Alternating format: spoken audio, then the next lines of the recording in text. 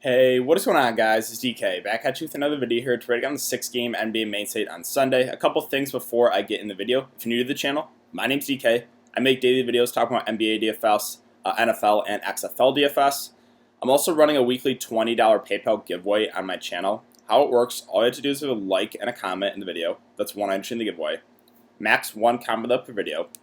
So start with my Monday NBA video at the beginning of the week. We'll go throughout this week into my Monday NBA video that I'll probably upload later tonight. So however many videos I've uploaded for this week, you can enter the giveaway that many times. So if I have 10 videos uploaded for the week, you can enter the giveaway 10 times. And yeah, winner receives $20 PayPal for myself. Also, just want to say thank you guys for all support on the YouTube, on the videos, and the live streams on Twitter. Really do appreciate it. But yeah, with that out of the way, let's jump into the video. So first, before we get into players and their prices, let's talk about the over-unders and spreads. And yeah, I didn't get a chance to play yesterday. I was out and about, so I didn't want to throw in a lineup. I was trying to keep track of the news, trying to update you guys on Twitter, but I just didn't have enough time to throw out a lineup there for NBA. But yeah, we have 6 games. One is not on the main slate, Bucks or Celtics under, I should say. We have the Bulls 76ers 213.5. 76ers are 11-point favorites. We have the Grizzlies and the Wizards 239 over under. Memphis favored by 2.5. Knicks Hawks 226.5. Hawks are 4.5-point favorites. We have the Jazz and the Rockets at 232.5. The Rockets are 4-point favorites. Clippers Cavs 229.5. Clippers are only 6-point favorites. That's a little bit surprising to me. We have Miami and Portland late night hammer here 228 with Portland 5-point favorites. All right, so we'll start with center as always, and we got Andre Drummond at the top again. It looks weird that he's now in a Cleveland. He's going to be in a Cleveland uniform. So I think Andre Drummond is definitely in play here, but only for GPPs, just because I don't know how this rotation is going to work with Love, with Drummond, with Tristan Thompson, and with Larry Nance. I don't really know how they're going to run the minutes. I'd assume Drummond and Love still play like probably over 30 minutes, but I don't know if Drummond's going to get like the 35 plus he was getting on the Pistons. So right now, I think he's only a GPP play for me at that price, just because I need to see how the rotation is going to work out. John Collins, this is kind of dependent on Trae Young news. Trae Young's currently listed as questionable. If he can't go, I would have a little bit more interest in John Collins and a good spot against the Knicks. Julius Randle, I like as well at 8.4. One of the better spots against Atlanta. He's a guy that's going to play probably around 35 minutes in a close game. He seems priced about right, but I can still see him having upside in this type of matchup. Then we get to the centers here. So Bam, Whiteside, they don't really like each other. Bam's at 8.3. No Jimmy Butler already. He's playing huge minutes. 38, 35, 40, 36 the last few games. He's playing really, really well. Again, he's going to have to do more offensively. No Jimmy Butler. I think Bam's a really solid player at 8.3. I also really like Joel Embiid. Probably my favorite player here at 8.2K. I'm still tilting that other night with the Porzingis foul trouble with the Embiid injury. Embiid was crushing it. He was kind of low owned. What was that, Friday? In 16 minutes, had 33 fancy points, got injured, did not return. He was on pace to smash that price. His price actually came down, and it looks like he's going to be available to play. It's a neck injury, so I don't think he's really going to be limited. Chicago's front court, they are really thin. Luke Cornett, Thad Young, Cristiano Felicio. Don't think they're going to be able to hang with Joel Embiid. Now, the concern is there's a real chance this game could blow out. We also have Zach LaVine questionable. If LaVine can't go, I think there's a better chance this game blows out. But either way, Embiid is just way too cheap here at 8.2. Don't mind Gobert either in an up-tempo game, but I would just prefer getting to Embiid. I would prefer getting to Bam and Adebayo. Also really like Whiteside at 7.6K. Again, him and Bam don't really like each other. And he's going up against his former team, revenge spot. So, yeah, he missed that last game with a lower leg injury. Looks like he's going to be good to go, though. We know, Whiteside plays about 35 or so minutes. I love him at this price. So you're going to have to make some tough calls in center. I definitely think it's a two-center approach today. Really like Bam, really like Embiid, really like Whiteside. JV is also certainly in play. I think more for GPPs, though, and I think I'll go here as part of a game stack. Now, this game stack is definitely viable. You can run like Brad Beal in one of those secondary plays and run it back like JV or John Morant or Triple J or even some of these. There's a couple cheap guys I'll talk about in a bit. But yeah, JV does have upside. I think he's more in play, though, for GPPs for me. Nance can't do that with Drummond and Kevin Love and Tristan Thompson there. Let's see, Triple J's price is coming down. Again, I think I only go there as part of game stack. Horford is currently listed as questionable. This is something to keep an eye on. We also don't know if Alec Burks and Glenn Robinson are going to be available. So if Horford can't go, I would probably consider whoever starts for him, I guess. And Tristan Thompson can't do it with Drummond there. Rui, actually, I think he's a pretty solid play. Thomas Bryant already ruled out 26, 29 minutes last couple games, so minutes are slowly ticking up. This is a really good spot. I'm okay getting a Rui here at this price. Zubac at 4.8. Only did play 16 minutes the last game, and it was actually a blowout. Minnesota blew out the Clippers, surprisingly. I don't think I can pay 4.8K for Zubac when there's so many good center plays. Everyone else here, probably a pass. Again, there's those three centers I talked about at the top really liking. I don't really see myself getting down here. So, yeah. Bam, Embiid, Whiteside. I like those three guys a lot here. Power forward, let's see. Again, don't mind Collins or Randall there, their prices. Love, I'm probably going to take a wait-and-see approach with this Cleveland offense, see how they run their rotations with Drummond in there. Obviously, Drummond's a higher usage guy than Tristan Thompson, too. Let's see. Marcus Morris, we don't know. He's obviously didn't make his debut Saturday. We don't know if he's going to be available for this game. That could just be another body in that Clippers rotation. I think Bertans is fine here, 5.5. Going to play probably about 30 so minutes. He's a guy that does have upside. He can knock down threes, can get hot behind the three-point line. So, yeah, I think Bertans is a pretty solid play there. Other options here. Airplane mode, Derek Jones Jr., 4.9, no Jimmy Butler. Had a really bad game after having an amazing game. 4.9K. I would just prefer getting to Nunn and Dragic over Derek Jones Jr. We also don't know the status of Andre Drummond, Solomon Hill, Jay Crowder. They could be available too. Let's see. Other options here.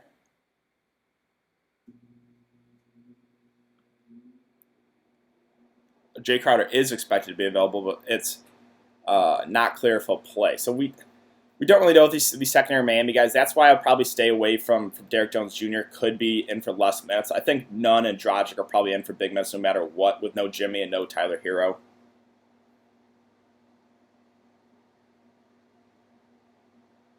I think that basically... Oh, Josh Jackson. Did want to bring him up. So, he's been in this rotation here. 20 and 23 minutes the last couple games. He played 23 minutes the last game and did not get the last few minutes of a blowout run. I think he's certainly in play as a punt option here. At min price, looks like he's in the regular rotation. Looks like we'll probably get about 20 minutes. Really good spot here. So, yeah, I think Josh Jackson actually is in play here at the flat minimum. Let's move on to small forward. So, Kawhi, Paul George, Lou Williams, Montrez, possibly Marcus Morris. There's just so many mouths to feed right now. I think Kawhi's fine, but I just prefer other spend-ups. And I would prefer getting a Paul George for $1,500 less, who I just like the price better on him. 8.1 compared to 9.6 for Kawhi. So I would rather get to Paul George if I was going to play one of those Clippers wings. Ben Simmons, again, we don't know. Horford could possibly miss. This is still, he is too cheap as well. If Zach LaVine gets ruled out, I don't know if I want to go crazy on my full exposure because the potential for a blowout. But, yeah, like I said, I think I would slightly give the edge to Embiid over Ben Simmons, but I do like both a good amount. If Zach LaVine plays, maybe you can run a mini game stack like Embiid, Ben Simmons, Zach LaVine. Don't mind that. Herder, this is kind of dependent on Trae Young news. I don't think I play him at 6.1 if Trae Young is available. If Trae Young misses, then we can definitely consider who's playing huge minutes. 40, 39, 37, 43 the last game. So him, Jeff Teague will get a little bit more run. A guy like Brandon Goodwin off the bench would be a viable punt option. So yes, again, the wings for Miami, probably a pass unless we get confirmation that those new guys like Iguodala, Jay Crowder, Solomon Hill are not going to play. Dylan Brooks, don't mind going him here in part of the game stack. My issue with him is he is kind of scoring dependent, but his price is coming down to a playable price here, 4.9K for sure. Let's see. Yeah, so Glenn Robinson, again, him, Burks. Well, they have technically listed as out, but could still play. We'll see. Again, if Horford misses, that there could be some value here for Philly. Joe Ingles, 4.5, I think is fine here as a value play. He doesn't have as much upside now because Mike Conley's been playing more minutes, but I think Joe Ingles is a decent option here. He'll probably need his defense out there to guard, one of those Rockets guards.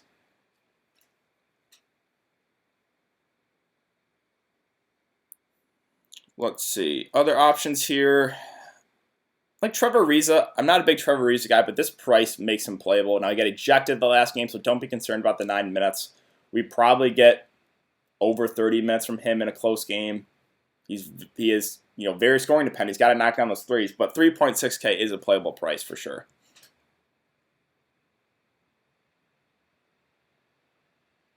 I think that basically wraps it up for small forwards. Let's move on to shooting guard. Harden at the top at 11.7, more of a contrarian option for me. I like the mid-range a lot. Those three centers I talked about with Bam, Embiid, Whiteside. Really like. I'm probably gonna get 2 of those 3 guys in my lineup. So yeah, I think Harden is definitely doable as a contrarian option, but not gonna be a cash game play for me with Westbrook back. Brad Beal at 9.9 kind of feels like a lot, but he's been paying it off almost every single game. He's playing huge minutes. This is a really good spot, right? We're at. Where is it? 239 over under 2.5 point spread. So this is definitely a viable game stack, right? You can run Beal, you can run like maybe Rui or Bertans, run it back like JV, John Moran, or Triple J. You can make a pretty solid game stack here in an over under that's like 240. So I do have some mention in Brad Beal at under 10K, and he's been like paying off this price tag almost every single game. So I think he is viable for sure as a spend up. Again, no Jimmy Butler, so I have some more interest in Kendrick Nunn, Goran Dragic. Zach LaVine, this is pretty big news. He is questionable, is unable to practice Saturday. We'll see. If he can't go, I think that increases the chance of a blowout, but also make some value guys more appealing. Guy like Kobe White would probably be my main priority if Zach LaVine can't go. So yeah, definitely something to keep an eye on there with his status. Donovan Mitchell, 7.3K, I think is underpriced. Hasn't really had a big upside game in a while, but this is a spot where I could see him having a big game. Now, the concern is Mike Conley's back. Mike Conley's playing pretty well, too. So that is, kind of limiting the usage for Donovan Mitchell. So if I was going to pick one of the Utah guards, I think I'd give the edge to Mike Conley for about $2,000 cheaper. But you can play both, I think. I think they're both at playable prices for sure. Lou Williams, it's just there's too many mouths to feed in this Clippers offense. I just don't think I can do it at 6.8. Let's see. Yeah, so Kendrick Nunn, I do like a good amount here. Him, Dragic, probably get over 30 minutes. He hasn't shot the ball really well last couple games, 5 of 17, 6 of 19. But, yeah, again, he's going to have to do a lot more offensively with no Jimmy Butler. So I do like Nunn a good amount there. Jeff Teague would be a viable punt option if Trae Young can't go. Had a pretty bad game there against Boston, but I think he would be in play. Kobe White, yeah, so I would go to him if Zach LaVine can't go. I think he would get run even in a blowout. I think there's a possibility he could start if Zach LaVine's not able to go. So definitely something to keep an eye on here. But I think my main priority there would be Kobe White if LaVine is unable to go.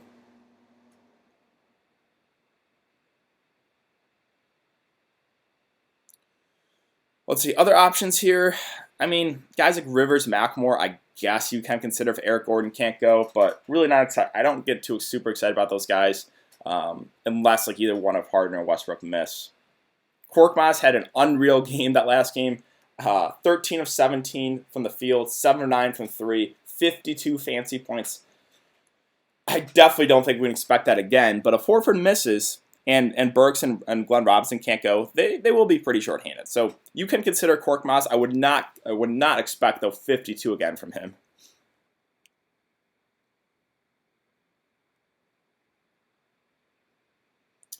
I think that basically wraps up for shooting guard. So let's move on to point guard. Trae Young, this is big news, right? He is questionable. If he can't go, I would like John Collins, I would like Kevin Huerter.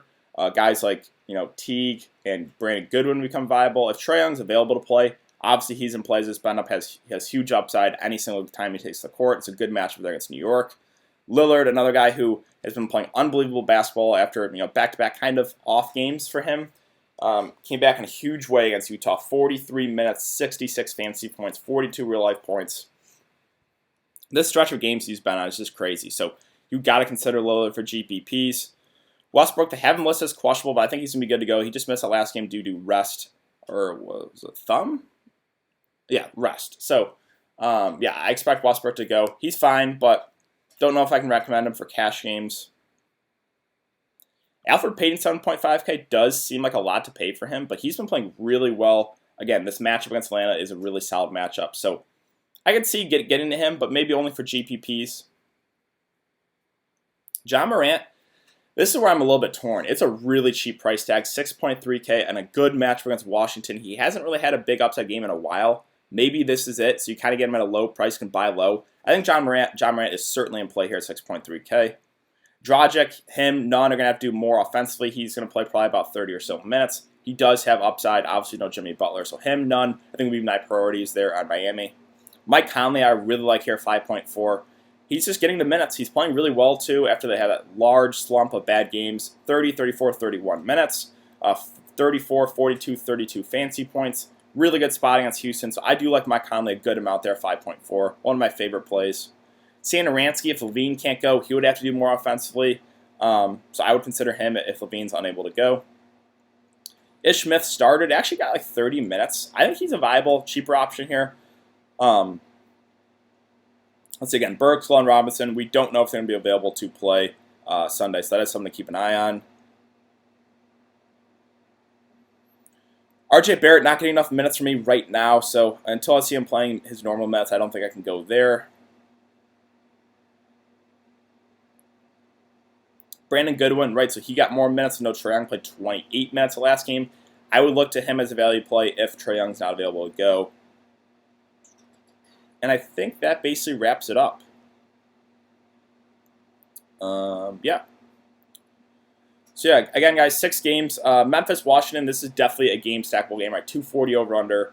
You know, on the Memphis side, I think JV, Triple J, Ja Morant are all in play, as well as like Dylan Brooks seems a little bit underpriced. A guy like Josh Jackson at mid-price, I think is a solid punt option. On the Washington side, Beal is sped up, is certainly viable. Guys like Rui, Bertans, Ish Smith are all in play as well.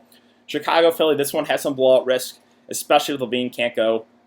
If Levine is available to play and you want to play like Ben Simmons and Embiid, maybe you run it back with Levine because Chicago's going to keep it close, most likely because of Zach LaVine. If Levine misses, I think Kobe White would be my priority there on Chicago. Again, on the Philly side, really like Embiid. Do like Ben Simmons as well. New York, Atlanta, another game you could definitely run a game stack in. On the New York side, I think Randall, Alfred Payton are both viable, even though they're priced up. This is a spot I could still see him having upside. On the Atlanta side, it's dependent on Trae Young news, right? Trae Young's available to play. Probably only Trae Young for me, but if he is unable to go, then Collins, Herter, guy like Jeff Teague, Brandon Goodwin, those guys would all become very viable. Utah, Houston, Mike Conley, one of my favorite plays there at 5.4. Also has some interest in Donovan Mitchell, 7.3. A guy like Joe Ingles is a cheaper option. You could always look to Bojan Bogdanovic. I don't like playing him, but he does have upside because the reason I don't like playing him is because he's scoring dependent on the Houston side. Honestly, not a whole lot I'm super excited about. If I was going to play one of these guards, I think I would save the money on Westbrook. 9.8K, I guess, yeah, Westbrook is viable. I think I would save the money on Westbrook compared to Harden. Clippers, Cavs, on the Clippers side, it's just too many mouths to feed. I think my favorite play there would be Paul George. I don't really know if I consider anyone else, though. On the Cleveland side, probably a stay away for now for cash games for me. You can take a shot on Drummond for GPP, so I'm just a little bit worried about how that rotation is going to work. Miami, Portland, no Jimmy Butler, no Tyler Hero, so guys like Nunn, Dragic, I think really stand out. And then a guy like Bam Adebayo going up against Whiteside, his former teammate. Yeah, again, those 3 centers I really like. Whiteside, Bam, and Joel Embiid really stand out. On the Portland side, Damian Lillard's been playing unbelievable. You can definitely look to him. Whiteside is definitely my favorite play there, revenge spot. He is too cheap. So yeah, I think that basically wraps it up. And I think that's going to do it for today's video, guys. So if you have been enjoying the content, would really appreciate it if you'd like this video and subscribe. Again, if you want to get into the giveaway, all you have to do is leave a like and a comment on the video if you want to enter in the giveaway. I don't know if I'm going to be able to live stream today. I'll let you guys know closer to lock, I guess, on Twitter. So be on the lookout. I might be able to do a short live stream here for the 6-game slate, but that will be on my YouTube channel. So yeah, thanks again, guys, for checking out the video. I really do appreciate it, and I will see you guys all later.